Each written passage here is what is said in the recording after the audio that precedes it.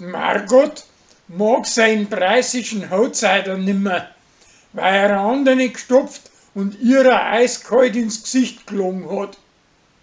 Wegen dem bricht ihrer auch nur der Kreislauf zusammen.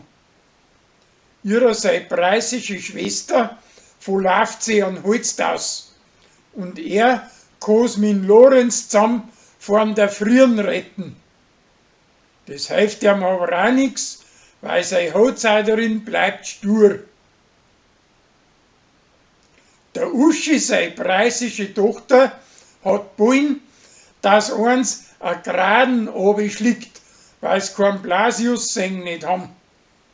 Drum kommt der Pfarrer extra nur mal zu ihr und tut's einblaseln. Kathi sauft sie nieder, weil sein Jumpsterer ein Rennauto kauft, statt ein Wagen, wo das Kind auch noch Platz hat. Danach fährt's aber selber recht gern damit umeinander. Der Wirt schlägt Kaffeegurkeln und die hauen seinen Blutdruck voll auf. Der Hubert redet der Josie ein, dass Fremdli redet mit den Leuten, statt dass alle bloß Strafzetteln austeilt. Das wird aber von den Leuten gleich ausgenutzt und drum lasst es bald wieder bleiben.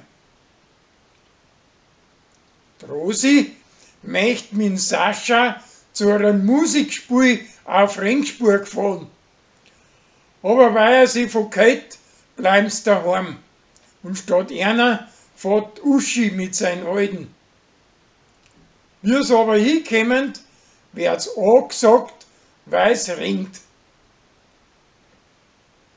Der Sarah, seine preußische Gspusi, möchte auf Besuch kommen.